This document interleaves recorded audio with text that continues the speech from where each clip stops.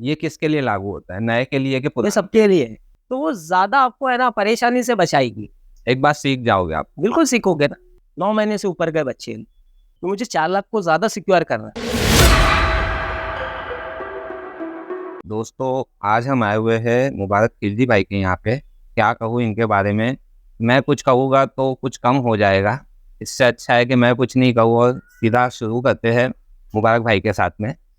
अस्सलाम भाई। वालेकुम सलाम भाई। भाई, पुराने जो इस चीज़ के बारे में ख्याल नहीं रखते और जो नए जो आने वाले हैं इस फील्ड में, गोट फार्मिंग में, जिनको इस चीज़ का ख्याल रखना चाहिए, उसलिए ये टॉपिक फिर से एक बार डिस्कस किया जा रहा है।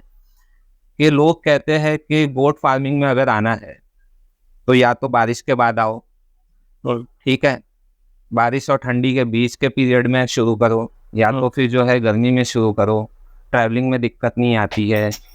तो असल में कब शुरू करना चाहिए इस काम को और किस तरीके से शुरू करना चाहिए? जो कारीगर है उसके लिए तो साल के 12 महीने कोई प्रॉब्लम ही नहीं है। आप अच्छा। समझे। अब जैसे नया बंदा है, नया बंदे के लिए हम कहते हैं कि मार्च का महीना अगर वो लेके चल रहा है, साल में एक बार आएगा नए इंसान के लिए। बिल्कुल, इसके रीजंस काफी है। बारिश है, बारिश में और नमी है, और नमी इस जानवर की दुश्मन है। मोर्टेलिटी सबसे ज्यादा नमी की वजह से ही है। लंग्स इन्फेक्शन आना, ये करना। इसके बाद में फौरन बैक टू सर्दी आ गई, जुकाम वगैरह आ गया, जी। है ना। फिर पीपिया वगैरह का भी जोर आ जाता है। ठीक है, तो अब रहा सवाल बहुत पिक की गर्मी में अगर हम ट्रैवल कराते हैं तो बहुत सी बीमारियां हैं। तो मार्च एक ऐसा महीना आता है हमारे बीच में नए लोगों के लिए, जो फर्स्ट टाइम अगर काम करना चाहता है। मैंने प्रैक्टिकल करके देखा है हर तरीके से। अच्छा। तो मार्च के महीने में बनिस्पत और महीने से कम दिक्कत आती है। अच्छा। मेरा पूरा तजुर्बा है, जनवरी से लेके दिसंबर तक मैं जो काम करता हूँ हर महीने। ट्रांसपोर्ट में तो आपसे बेहतर कोई नहीं है, ट्रांसपोर्टेशन में बकरों के। तो मार्च का महीना जो है वो आपके हिसाब से जो मुफीद है, नए लोगों के लिए मुफीद सबसे बेहतर है।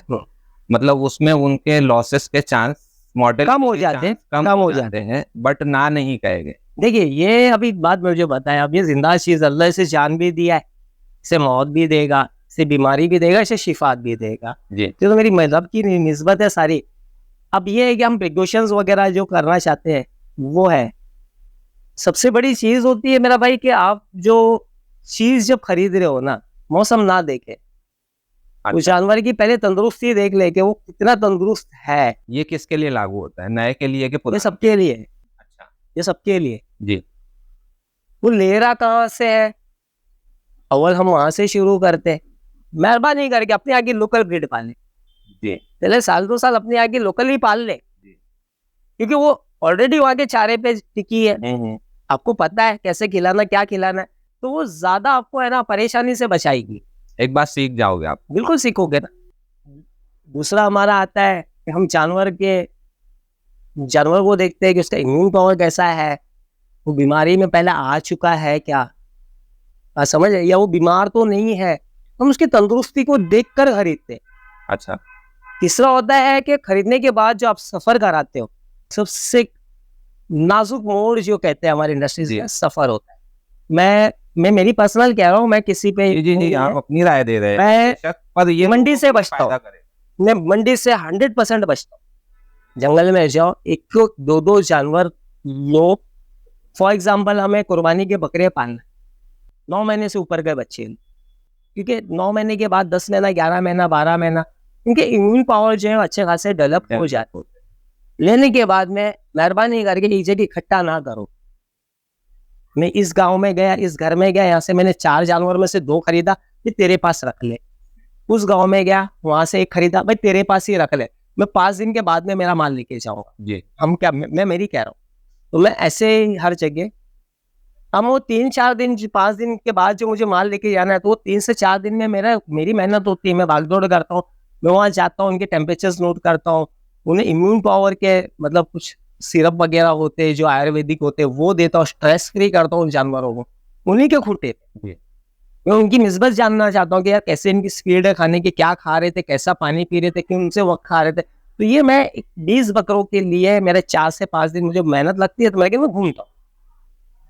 तो मुझे आगे है ना, मुझे माउंट एवरेस्ट की पहाड़ी पे चढ़ना है ब्रदर, एक आज का काम नहीं है।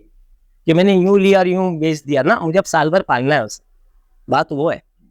अब मैंने वहां से उन लोगों को, फिर बाद में मैं सेफ, मेरी जो गाड़ी मैं अगर कर लिया तो मैं पर्सनल गाड़ी कर, ओके। मैं बचता हूँ, मैं अपने जानवरों को और अपने आप को बचा। तो मैंने प्राइवेट ट्रांसपोर्ट की गाड़ी कर दिया, उसमें कोई वायरस नहीं, कोई बैक्टीरिया नहीं। अगर मैं कट्टू की गाड़ी में मेरे जानवर डालता हूँ लालच के तौर पर, जी। मैं ये देख रहा हूँ कि मैं ऐसा कैलकुलेट कर रहा हूँ कि मैंने 4 लाख का माल लिया है, अगर मैं कट्टू की गाड़ी में डालता हूँ तो 4,20,000 खर्चा आएगा, वही मेरा 4,45,000 आ रहा है, तो मैं 25,000 का मुंह नहीं देखता, तो मुझे 4 लाख को ज्यादा सिक्योर करना है, तो मेरी पर्सनल गाड़ी हो गई।